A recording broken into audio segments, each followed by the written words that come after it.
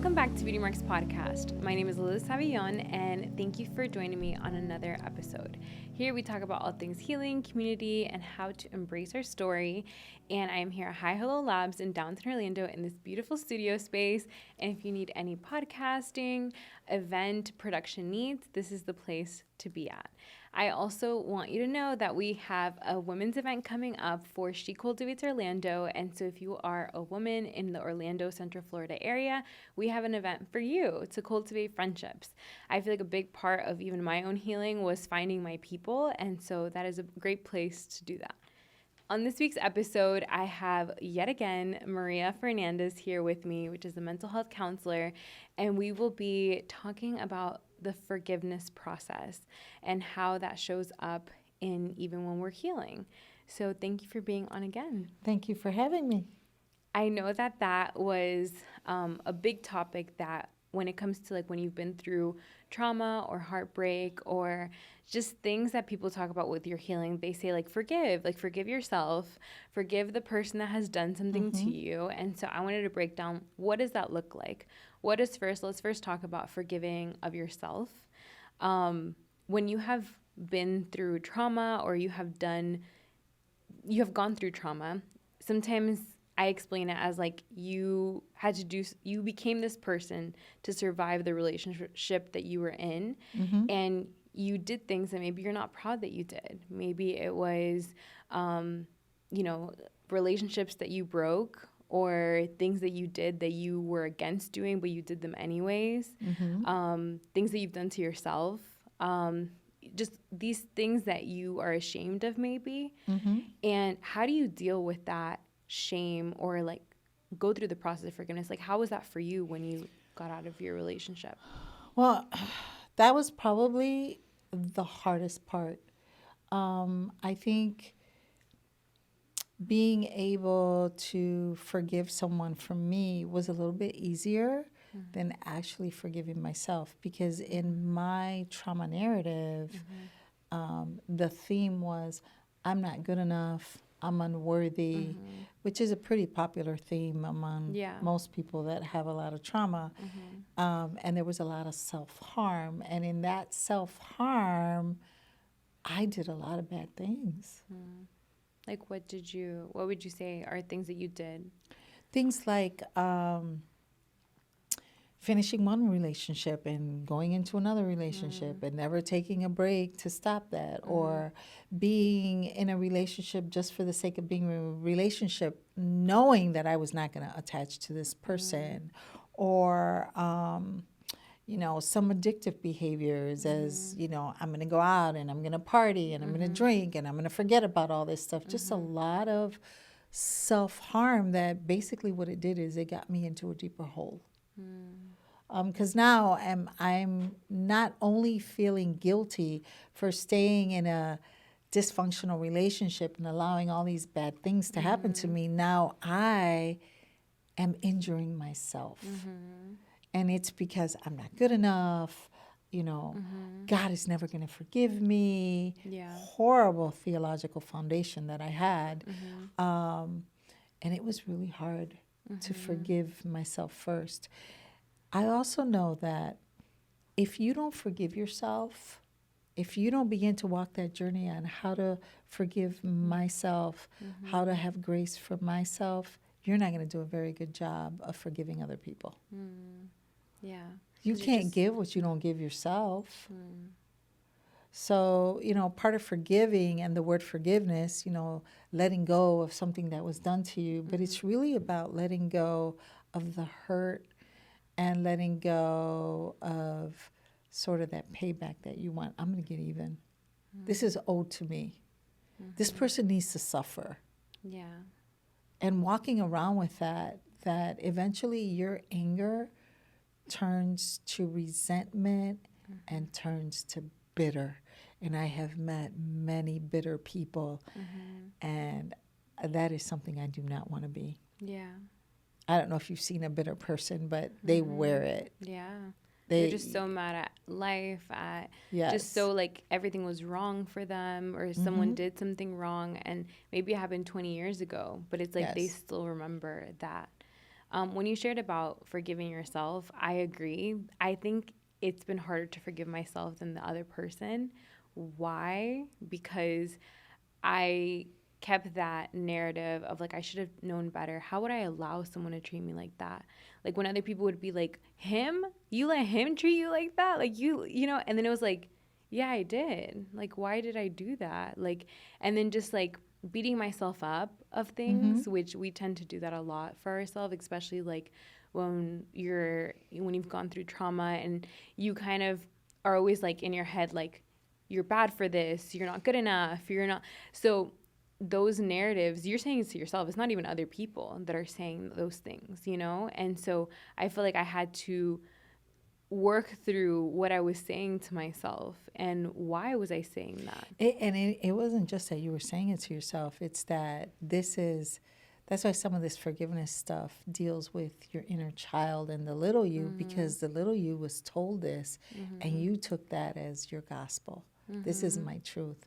I am bad. Yeah. Especially if, you have a history of a lot of abuse as a child, or also attachment issues. Like, yeah, I was never attached to my dad. My dad didn't love me, or my dad didn't do all of these things. And you have these attachment issues that you are not aware of, and then your behavior doesn't match who you really know that you are. Yeah. I know I'm not this, but I can't control myself from not doing this. Yeah. Really? You can't. And it's because there's a process to all of that. Forgiveness, you have to be really careful, with forgiveness too, because, in the faith base, in the Christian world, forgiveness is used a lot to sort of cover and not work through issues. Under the rug. Under the rug.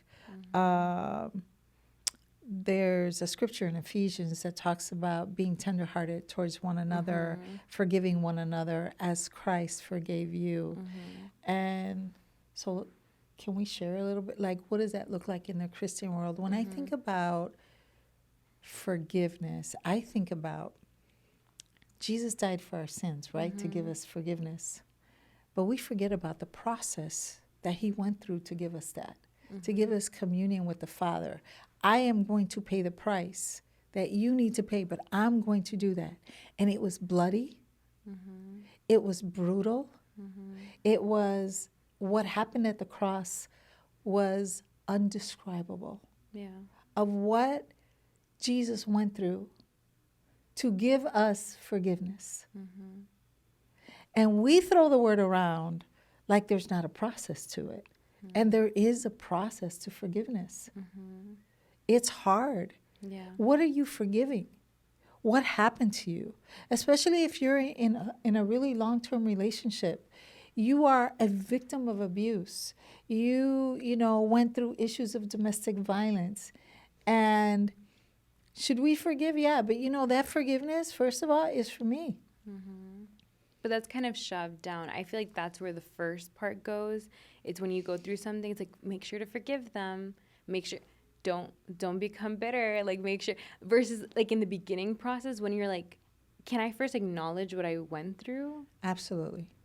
Because it's not, sometimes that forgiveness is so quick that, your intentions are, I want to forgive, but man, you're so wounded. You are not at a place yet to be able to do that. And that space needs to be respected. That absolutely needs to be respected. But the thing where I see it the worst is when there's betrayal and infidelity. And then there's this conversation, well, I'm going to choose to forgive you because you wanted the relationship to get back to that normal place. But then it's 3 years have gone by. And man, that's been sitting with you because you never got to work through it with the other person. And next thing I know, they're in the same place again. Yeah. And it's just, you can't. Forgiveness is a process, and you have to work at it. And also, forgiveness doesn't mean relationship. What does that look like then? I think there's a place for forgiveness, and then there's a process for restoration and reconciliation.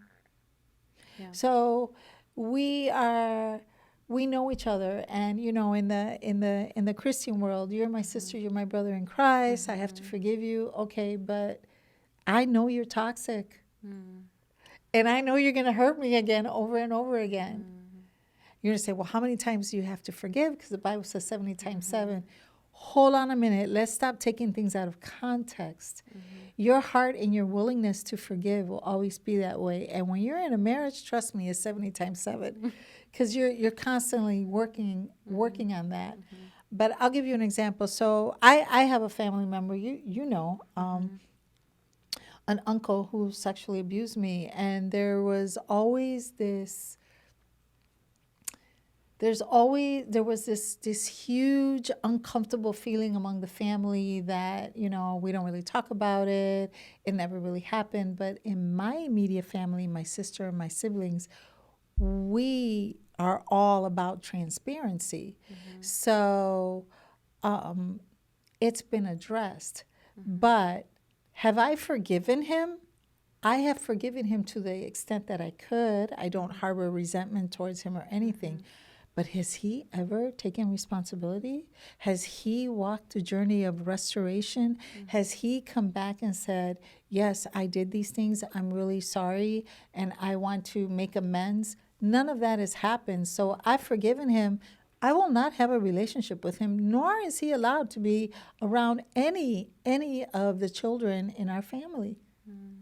Because the other pieces are not there. Yeah. So forgiveness doesn't mean relationship and restoration. And we have to stop pushing people into that, because what it does is it pushes, dysfunctional and a lot of hurt to where eventually it does start hurting your relationship with God, because you feel like God is telling you, hey, you have to be in relationship with this person. No. Yeah. Or you have to put yourself in danger for them to feel okay. Nothing in scripture tells me I have to do that. Yeah. I think I resonate with that, because as I shared on here, like my abuser was in the family. And so that was something that was kind of swept under the rug for 16 years. Nobody talked about it. We didn't deal with it. And then they started going to my birthdays when I moved back to Florida. And they gave me a birthday card. I remember on my 18th birthday, and it was like, hey, and everybody's there in the living room, and we're all like, thanks. Like, it was just such a weird, like, because I felt like this just doesn't feel right.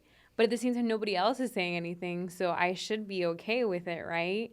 And that part of, like, you can still forgive them and never talk to them again or not want them in your life does not mean that you are a bad Christian or you're holding and harboring resentment, because your process is different and everybody's journey is different. And there's some people that are not safe. That person that abused and did that as a child, that person has done that to other people because it was never addressed. And sometimes we think that we're doing a disservice, or we're like helping to keep the family together because of that.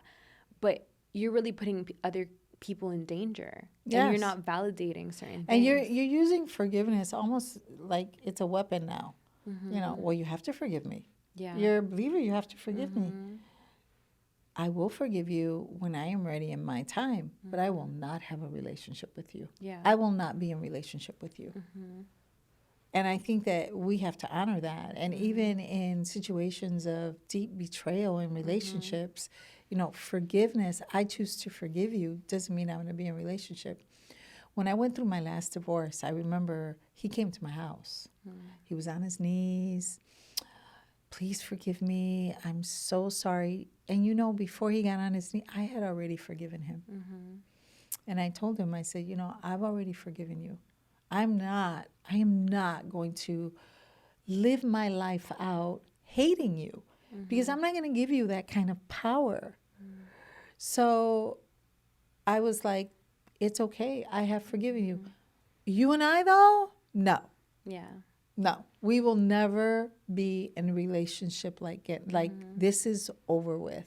I will never be in relationship with you again. This is done. Yeah.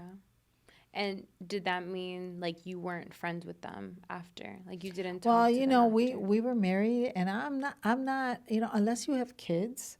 But if you don't have children, that whole, especially when there was abuse in the relationship, we're going to continue to be friends. Very rare can you do that. Yeah. Like when you break it, you break it. Yeah. It's like finish that off. Especially because he was still in his state of trying to figure himself out. Yeah. So I didn't want any part of that. Yeah. Yeah. Yeah. I think you taught me that, of like saying like it's okay if you forgive them but you don't want them in your life anymore. Like it is okay for you to do that, and you're not bad for it. And because this person has showed you consistently that they are going to hurt you and they are hurting you, and that is not safe for your life, for your heart, when God says to guard our heart. And I think that that process of exposing, that's why when people say like forgive and forget, I personally don't believe that. I think you can forgive, but you cannot forget the signs and the things that they keep doing. Yeah, like to if guard they yourself. if you're forgiving, and you want to forget, but their behavior hasn't changed, well, what are you doing? Like, okay, now it's no longer forgiveness. It's you have become an enabler to this behavior. Yeah. You are now enabling this behavior. But one of the things that was really interesting, so there's a story in the Bible of a woman who was caught in adultery with her husband. I mean, with somebody's husband. She was caught in adultery, and they were going to stone her to death. Right? Jesus appears, and it says that he starts writing on the sand. Nobody knows what he wrote on the sand. Yeah. But whatever he did, everybody started to walk away. And he says, he who has no sin cast the first stone. Yeah. Like, hello. So, and yeah, there's all kinds of, like, we can make all kinds of assumptions about, well, maybe he wrote their sins down in the sand, Yes. or maybe he said, hey, weren't you with her? Or, we don't know. But here's what's interesting. He looks at her and he tells her he doesn't accuse her, and tells her she's forgiven. But then he tells her at the end, go and sin no more. When we look at scripturally about forgiveness, there is always a follow-up to your behavior is not going to continue in this way. Yeah. There's forgiveness, and there's a complete change. There's go and sin no more. Yeah. So when we bring forgiveness to the table, our part, and forgiveness, first of all, is so important. What Jesus did on the cross was allowed us to receive forgiveness for us and to Yeah. walk in that. What does that look like? And I remember in my journey, I would even tell God, you can't forgive me. I'm just too evil. Like, I've done all these bad things. There's no forgiveness for me. Oh my God. And in certain theological and certain misunderstandings of the Bible, people kind of rank sins and say, well, you can be forgiven for this, but you ain't going to be forgiven for this. And no, he forgives all sins. Yeah. But there's a change. There's a transformation. There's a process after that. Yeah. And it's the same thing when I give forgiveness, when I choose, because it's a choice. You choose to forgive. Yeah. And I have to get ready to make that choice. I need to walk my process and say, hey, I need to get ready for this. Yeah. It's not an automatic. Yeah. It takes time. And for you first to acknowledge what happened and understanding your story, like how you have shared, it's like you going through that journey, then you get to the place of understanding what happened, understanding the narrative of like everything. And I feel like then you're like, okay, I'm going to forgive and not let this take power or root in my heart, because this person has taken already so much from me. Yes. And I'm not going to allow them to continue that. Yes. So I know that during my process, I felt a lot of the grief, of like the sadness, the anger. And I shared with you that I felt like sometimes like, do I hate him? Like for what he's done to me, my abuser, my ex, like people that have really hurt me with the knowledge and like the continual cycle, because it was a cycle. It wasn't like a one-time off. And I remember I would tell you, I was like, but they say I'm sorry, but then they continue to do it. And then you were like, well, that's manipulation at that point. because Well, they yeah, haven't I changed. hear the same thing when there's infidelity in a relationship, and the husband will come, well, she already forgave me, so I don't know why she's talking about it. And I'm like, yo, she's gonna talk about it until she's done talking about it. Yeah. And that forgiveness that she gave you, she's gonna have to right now for the next 3 years, she's gonna be giving that to you every day Yeah. because this is not a one-time conversation of Yeah. forgiveness. It's a process. Yes. And And then it's sometimes you'll remember, like you'll forgive, and then you got to remember, oh, but I already forgave. Oh, but wait a minute, I didn't remember this. yeah. How do you deal with that when someone kind of gets those memories? Like when I look back at old journals that and I like see the raw of what I was feeling in the moment. Mm-hmm. And I'm like, wow, this happened. Like he said those things to me and he did this and I was so defenseless at that point and I felt so terrible about myself. Like how do you and those emotions come up. Like how Yes. do you deal with that? Well, that's why I like to do, like, if I'm going to forgive you, I'm going to tell you what I'm going to forgive you for. I forgive you for this. I forgive you for this. I forgive you for this. Right? Mm-hmm. I'm not going to give you a blanket forgiveness. Yeah. So, I forgive you for all the bad things that you've ever done. I mean, you know, I don't know that you've really worked, unless you've really worked through all of that where you make that decision. But sometimes you do. Sometimes you have to go back and say, wow, I need to forgive for this too. This didn't come up at that time, but now I'm remembering this. That's the first thing. The second thing is you don't always have to have a conversation and a confrontation with the person who caused you harm in order to give forgiveness. Because sometimes you can't, or sometimes it's very unhealthy for you to put yourself in that position. So there is a way. So sometimes in those kinds of situations, I like to do a lot of what's called in therapy, the empty chair where pretend the person is here. Let's have the conversation so that you can release it, so that you can say, hey, I forgive you. And sometimes we'll even make a list. Okay, what are all the things you need to forgive? And begin to write down, these are all the things that I'm forgiving, that I am letting go of. Not forgiveness doesn't mean that it never happened. Forgiveness does not mean that I am allowing you how can I say that I'm pretending that this never happened. No, forgiveness, it acknowledges that all of these things happened, and I am choosing to forgive because I want to move on. Yeah. And with that forgiveness is, however, I know that I need to have these boundaries to move forward. You will not continue to do this. Yeah. Because you're acknowledging it, you're saying for what it is, and you're acknowledging that's not safe for you. Yes. I think that part of the empty chair, you did that a lot for me, and like writing a letter. So it's like writing a letter of forgiveness to the person, like saying like, I forgive you for blank, blank, and blank. When you did this, like, and that was actually key to my healing was naming those things out, as painful as that was. And I remember like remembering certain things and going there, and I would like cry, and I would like weep for me, like of how much pain I felt, and I remember that I felt, and finally saying it out loud, and finally saying like that was really painful, and I never told that person that was really painful to me. And so that exercise, maybe for someone listening, like that is something that you can start doing, is like, what are all the memories, and saying, I forgive you for this, I forgive you for that, I let it go. And that But is remember so freeing. that you hold the power to do that. Yeah. That you have prepared yourself. And let me tell you, for some things, especially in our faith, it is only through, like, for some things, it is only through really the Holy Spirit just comforting your soul to be able to get to a place of being able to forgive some things that are atrocities, that you're like, I don't get it. Yeah.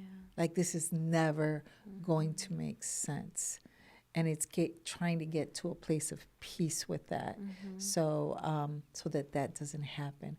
Man, and I'm trying to remember, yesterday I was reading something, Oprah did something, she had about forgiveness, and the woman that she was talking to was from She was a therapist. She was a psychologist. Mm-hmm. I got to find her name. We'll put it on the bottom. Anita, Dr. Anita? Is that her? She was in Yes. Auschwitz.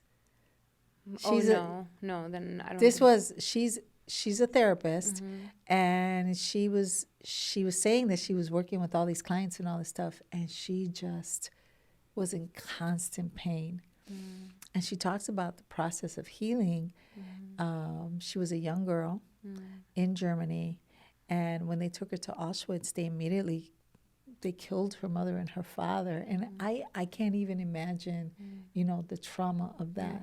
There are many stories of that. There's a story of it was a missionary that went out into the mission field, and they were killed by this tribe, only for later his son to go back there and to forgive them. Yeah. And they all come to Christ. I mean, there are some things that are very supernatural and just God's way of preparing our heart to be able to forgive, egregious things. But it has to be a choice. You have to be prepared to do that. It is not a blanket of, well, you're a Christian and you have to forgive. And, you really need to help people walk that journey. Yeah. And when you're like ready to do that, a part that you just said about like the forgiveness process, I feel like a lot of people kind of forget that there's some things in life that happen to us that, when people say like everything happens for a reason, like that doesn't mean like, even though God works it all out, it's still important to validate that some things were horrible that were done. And there's some things that don't make sense. And no, that didn't happen for a reason. Like that was horrible. Like I have no words for that, and I think in our faith walk, and we use it, I mean, not only in faith, in like toxic positivity, or like when we try to be super like everything, and it's like, no, some things were just horrible and you didn't deserve that, and that was not okay. Yes. And I think there's a difference, and we have to be careful how we walk that fine line of that was horrible, that should have never happened. What are you going to do with it? Are you going to let it destroy you? Or are you going to take that and do some stuff with it? And I know, as we were talking before on other issues, that all of my traumas and everything that I've been through, I am not that same person, which, by the way, is really weird when you run into somebody and they still think that you're like the person that you were 10 years ago, and you're like totally not that person. But that you've matured and that you're at such a different place. But it's like, how do you continue to do that? How do you move forward? How you become this total person who can be forgiving, all of those things is just so important. Yeah. You can still forgive and have boundaries and say no. Yes. And I think that that's what I have learned with even myself, because I think my abuse also continued because that was always thrown on my face of like, Liz, you're so nice. Like, you're so nice. Thank you so much for all the forgiveness that you have done for me, and like just being so understanding, and like, and I hated that. I'm going to be so honest. I hated that because I feel like because I was nice, then that means that I can just have to like allow everything and be so forgiving and so nice and so like, sure, why not again? Put myself in the same situation. And I feel like, no, that person did not steal, like can't steal anything that I have today. Like everything that I have is mine and I'm safe. But I think that what changed was that I'm still who I am. I'm still empathetic, nice, and kind. He never took that away from me. No one will ever take that away from me. But the one thing that is very different is that I will never allow this person in my life again. And I will never allow someone to treat me the way that I was treated. And I do not need to have closure or have another conversation to affirm or accept or anything. And I feel like in sometimes dysfunctional situations, they try to guilt you into like, just, let's have the conversation, let's sit down and like really hash it out. And like, I know I will never get a sincere apology acknowledging the abuse and the consistent till this day disrespect and change. And even if that person does change, I do not want them in my life again. And that is not me. But you could spend a whole lifetime waiting for it and getting upset and being bitter because no, not until I get this apology and do all of that. And it's like, really? How long do you want to do that for? Yeah. I mean, you can take that. You have taken all of that, worked through it, and now you're using it for good. Yeah. Not that, hey, I want to go through that. No. But that now made you very self-aware of, wow, this isn't just me. This is happening to a lot of people. Yeah. And I think that's what I had been referencing before was, I went through all of that trauma. I went through all of those things. And by the grace of God, I have healed and continue to heal because healing is a lifetime journey. Yeah. But that I can also have so much empathy, like I get it. Like I know. Yeah. I've been there and traveled through that.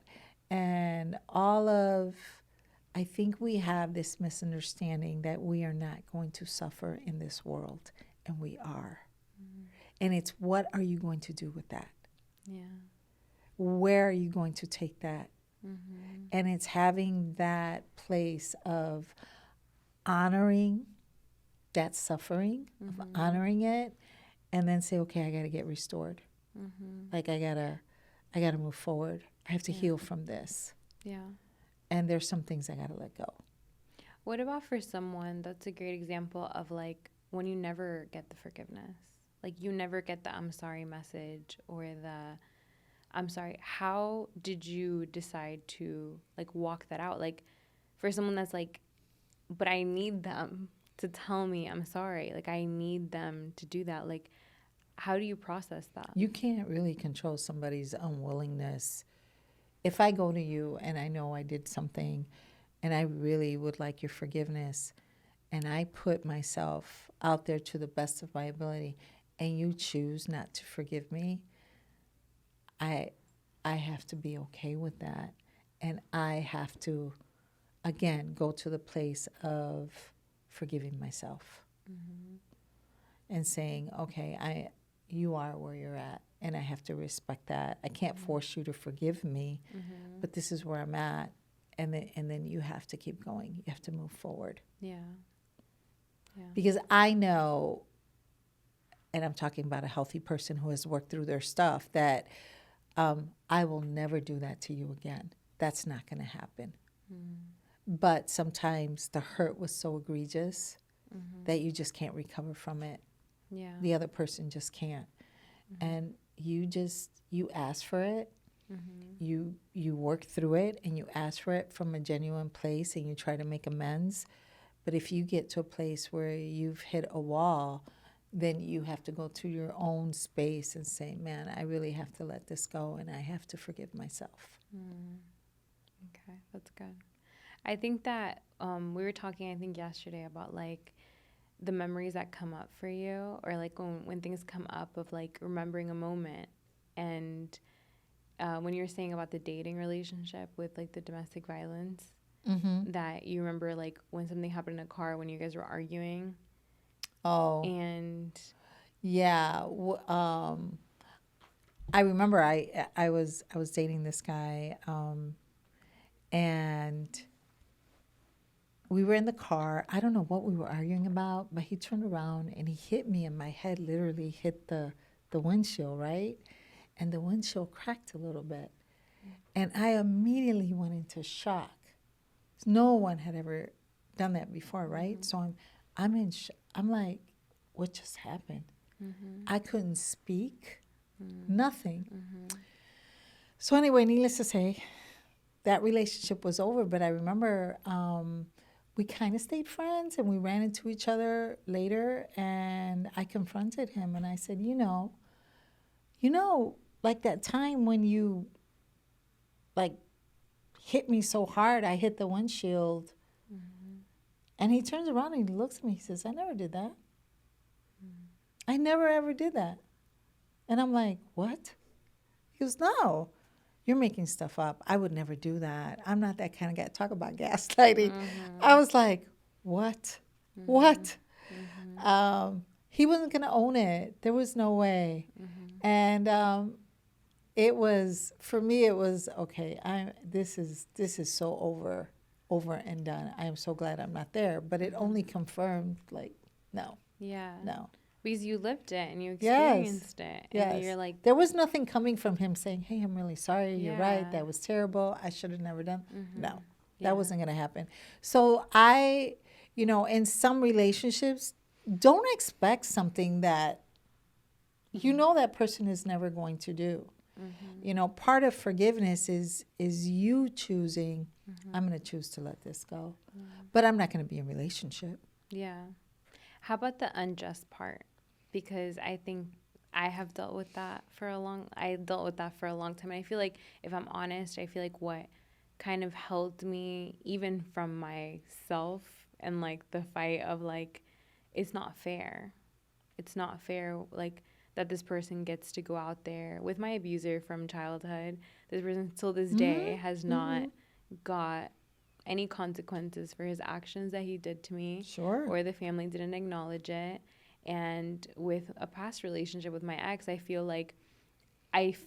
like it wasn't fair that he was still doing so well at the time. Like, and I'm over here going through the healing journey and having to like set my boundaries and work on my healing and be in therapy. And like, I felt like I had to change everything about my life. Like, it's not fair. Like, and I held on to that for a long time.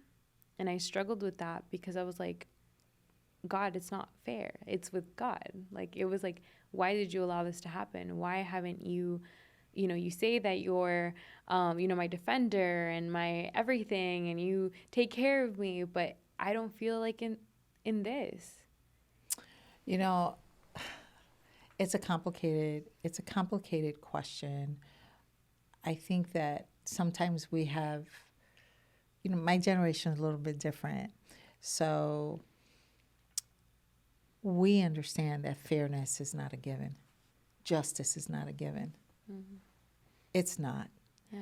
And there are many things that have happened historically, politically, in a lot of venues, racism, all these things that have happened, it isn't fair. You're right. And we all work to try to create a sense of fairness. But I also don't live in a fantasy world, and I know that there is injustice. And even as a therapist, I hear so many things, and I'm like, oh my God, that's so unjust. And even things that I have gone through personally, where it's like, this is really unfair, and accused of things that I didn't do, or even in the family, oh my God, you've ripped apart the family. How could you talk about this? Like, re-victimizing the victim, making the victim feel like, this is all your fault, happens a lot. And for me, and it's different for everybody, for me, I always hung on to my faith. And two things I know: that God is a sovereign God, that He is in control. He is the author and ruler of my life. He is who I submit to. And there's a scripture that I attach to that says, justice is mine, thus saith the Lord. So I give it to God, and I say, Lord, you will have justice in this in the way that you deem that is right. And I don't need to know what that looks like. I trust you enough not to know what that looks like. But every day I have to walk in that. Now, with that being said, there's not a blanket open door for injustice, and I'll explain. My brothers and I, for some reason, we have bonded together, well, because of probably all the trauma that we went through. And we are very protective of each other. So whatever happens in your personal life, we're very respectful of each other's decisions. But I promise you, if I go to my brother and say, hey, this person did this to me in the family, we are all going to band together and you will have hell to pay. We will protect. And we will fight against abuse, emotional abuse, physical abuse. We don't tolerate that. So what happens is this is like my uncle now, who's still in the family and all this other stuff that goes on, he knows not to really go near my brothers because they're like, you have something to say? Like, Yeah.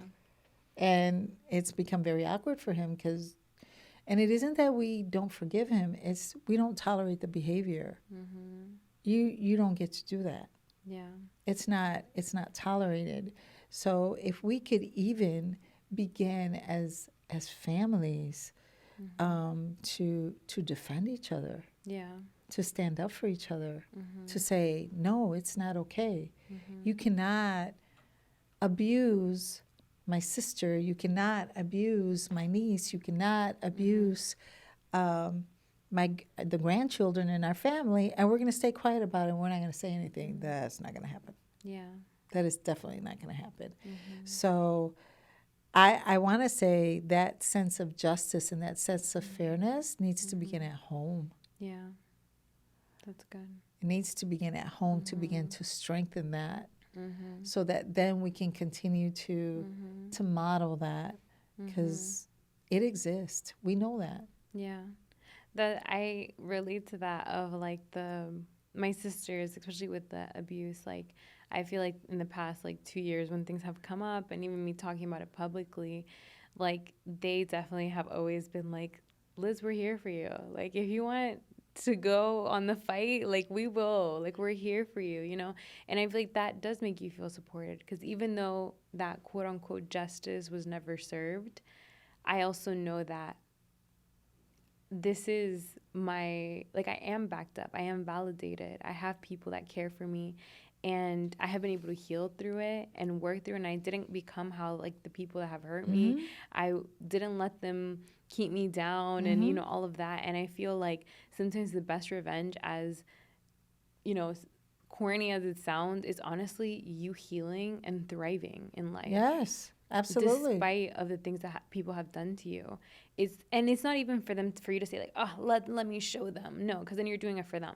It's like you living your life in full healing and transparency, and just like doing good in the world, and seeing how that makes such a bigger impact than the things. And you know, there's another level too, because I remember I got to a place when I really understood my ex's trauma history and everything he had been through, that I was like, man, I hope he heals.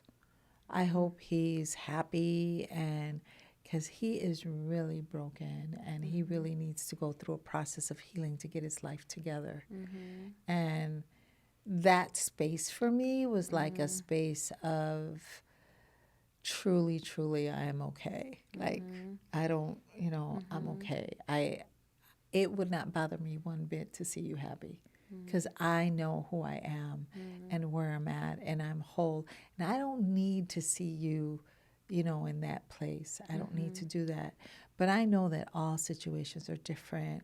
And I truly honor, I know, you know, what do you do when someone has killed your child, a loved one, you know, raped your daughter? Like there are things that are just so hard to walk those journeys, but it does happen. Yeah, that's the other part. I feel like when you're able to like forgive yourself and all of that, you kind of get to a place of like just understanding and compassion. Not that you allow the person back in, or you continue or anything like that, or you have them in your life. It's more like you just, you know, wish them the best, and that's it. And you continue your life, and you also validate your experience and accept that. That's why the whole letter to the person, you know, or speaking it out loud. Like in the beginning, I remember driving, like for both situations, and, you know, I'll talk about the ex part. I would be like, of something happening, or like him coming back and trying to manipulate me, or trying to gaslight me of stuff, or sending me an old picture of us to make me feel so guilty or sad, you know. And I would just say it out loud. I'm like, I forgive you. I forgive you. I let you go. I'm moving forward. Like, I forgive you. I'm not going to let you steal, like, or take my joy again. I'm not going to sit on this. Like, no, I've moved forward and I've healed through this. And like, saying that out loud and like kind of like the renewing of your mind and like saying it Yes. out loud Yes. daily, I feel like that was a huge part of it, you know? Yes. And even when things come up and you know, I'm going to be honest, like there's still things I'm working through, like how you said. And I think that that's a continual process of forgiveness, you know? Not that you wish a person bad or anything like that. You know, in the beginning, you definitely have some thoughts. but Yes. and that's normal. That's It okay. is. That doesn't make you bad for And having those sometimes you have to feelings. model it for a while. Sometimes, as you're going through that journey of should I forgive this person? Should I not? What would that look like? That's why you do things like let's write the letter and see what Yeah. that looks like. How did it feel for you to write the letter and to begin to let that go? Because it's a process. Yeah. It's not a oh okay I forgive you and by the way you're still behaving the same way. Yeah. So yeah. Yeah. And this episode is really to kind of bring light to that of what that process looks like and to know what forgiveness is and what it is not. It's like how you said, forgiveness is not invalidating what happened. Forgiveness is not about reconciling with the person or giving them a pass on what happened. Forgiveness is really letting that go and moving forward Yeah. and coming Letting to the hurt terms go. with it. Yeah. Letting the hurt go. That is what forgiveness is. And I think I had said this before, but I remember I had a very, in the beginning of my life, very tumultuous relationship with my mom. I mean, we were just always at odds. But I remember when we were going to hospice, we were talking, and even before that, my mom and I had had conversations where she would tell me, I know I did a lot of things that were wrong. Out of my ignorance, out of my own pain, out of me just not knowing any better. And there was such a mutual forgiveness that it opened the door for us actually to have a safe and secure attachment later in life.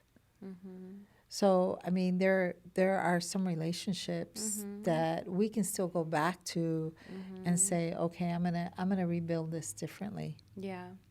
And that looks very differently when that person acknowledges and makes the change. Absolutely. For that. So I love that because it's true. Like I've had falling outs with my sisters, with my parents, with certain friends that like we had issues and then there was a conversation and changed behavior and you walk through it. That's very different than the continual cycle of abuse that people do. I read like 2 books that really helped me on forgiveness. It was like Forgiving What You Can't Forget by Lisa Turkest. And then I brought her other book. It's Good Boundaries and Goodbyes. And I feel like this helped me a lot to kind of differentiate when it's like, who are you giving access to in your life? What kind of person are they? What patterns are repeating? And validating maybe the things that you never get and I'm sorry for.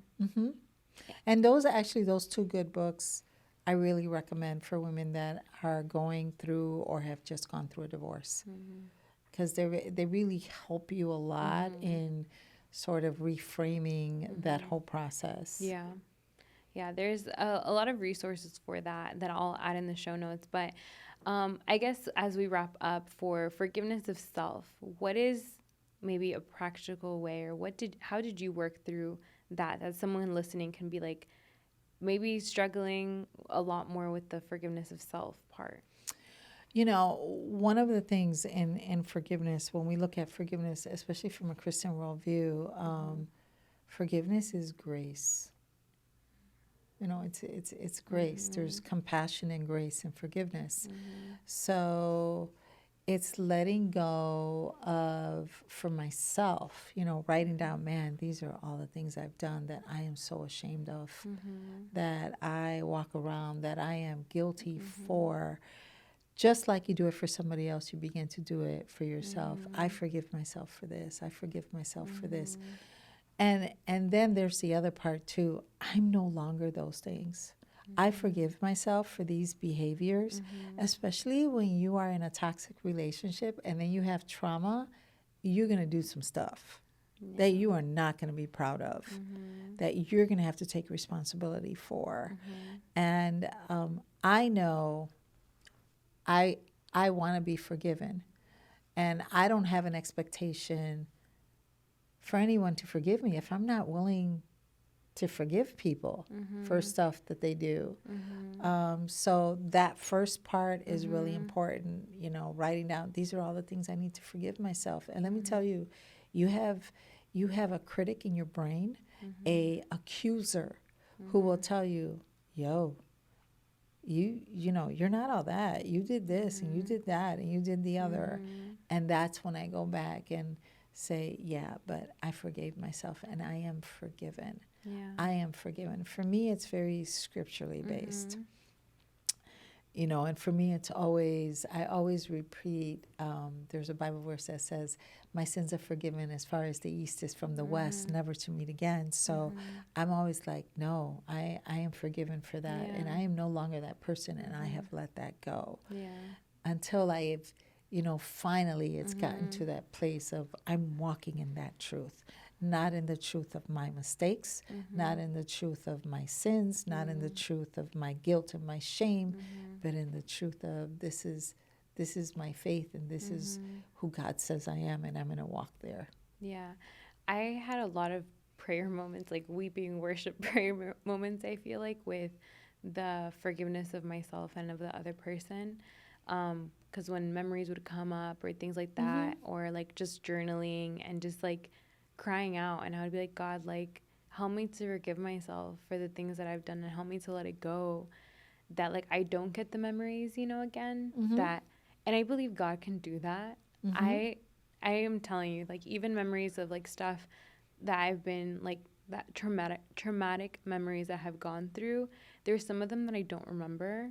When I look back and I read them, I'm like, oh wow, but I feel like I'm not there anymore, and I'm not attached to it, and I have honestly genuinely forgiven myself for the things that I've done, and also the things that I allowed, and the things that I knew at the moment that I shouldn't have, or the things that I knew but I still did.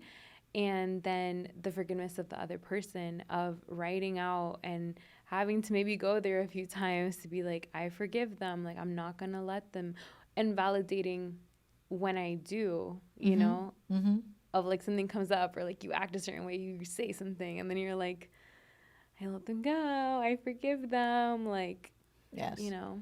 But there is a process of preparation to get there. Yeah. And that space needs to be respected and honored, even for yourself. To say, okay, I'm in this process of healing. Yeah. What do I need? What do I need to forgive myself for? What are the things that I have done that I need to take ownership over, and say, you know, I really need to own that. And there's a humbling experience with that.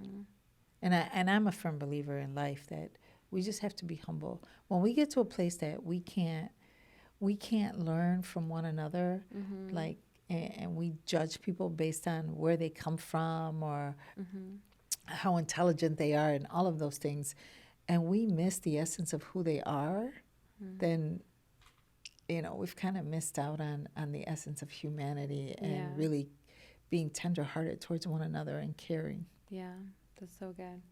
No, so I thank you for having this conversation with me. I think that, as you know, like, we come from a place of like, we have been wronged and we have done wrong. Like, it's not coming from a place of like, oh, high horse, like so good, perfection, like so much better, you know, than other people. Because that's not what it is. Like how you said, it's being humble, and also seeing the parts that you played in a lot of the situations, which I think is a huge part of healing. It's acknowledging that you can do wrong to people and you have been wronged, and how much compassion to give yourself and others, and also having those boundaries to protect yourself from maybe those manipulative things that keep you in that trauma or keep you in that dysfunction, is so important. So any last words before we wrap up? I just, you know, I think that this is such an important topic of forgiveness, in an environment right now and in a world where we're just seeking justice all the time, and seeking, you know, you owe me, and just can we begin to be gracious towards one another, and begin to forgive, and begin to walk in a more peaceful coexistence. And I think forgiveness is a big step to that, and it's hardly spoken about. Yeah. Yeah, it's usually like, you're canceled for this. Yes. You will never be Yes. forgiven ever, Yeah. like, you know, for anything that you do. And it's like, that's just not what Christ has called us to do, No. first of all. And like, we are not to live like the world. And the world can do that, but that's where it builds up the resentment and the Yes. bitterness and the anger and just feeling like you're a victim of the whole world, of the things that happen to you. And it's like, when you actually get out of that mindset to see like, no, I'm not a victim. You know, things have happened to me, but I can still heal through this. Yes. And I don't have to let this hold me back from living my life. And I don't think you're ever going to move forward if you don't have a principle of forgiveness in your life, to where, you know, you choose to forgive and you are able to move forward. You're going to be stuck. You're going to be stuck for a really long time. Yeah. No, thank you, Maria. And thanks for having me. Yes, I appreciate always our conversations. I feel like you're the person, like my mentor. Like, I get to call and like work through things. But even like a few weeks ago, I know I called you of just some things that I was walking through, and I really appreciate that, because I feel like having those people that remind you of God's word, but also like have compassion and validate you and your emotions that are human, you know, I feel like is important, because you know that you're like, you know, we're all working through our own healing journey. Absolutely. Absolutely. Yeah. So thank you guys so much for tuning into this week's podcast episode. I will put all of Maria's information down below if you need any counseling, want to meet up with her and talk through your own process. That is a huge part of my own journey, and who I am today is because of the work that I did privately for years before this. And I think it's always worth it to work on the inner parts of yourself and to work through your own healing with God, with community, with people. And so make sure to share this episode with a friend, subscribe to this podcast for more, and I will see you guys next week.